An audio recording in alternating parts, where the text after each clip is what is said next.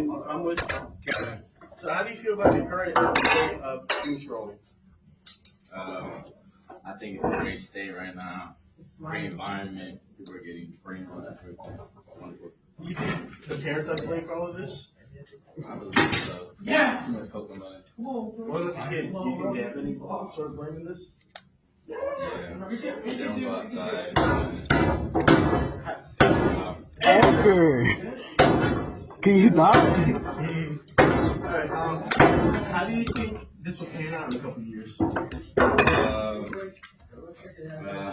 lot of people are going to be dumb.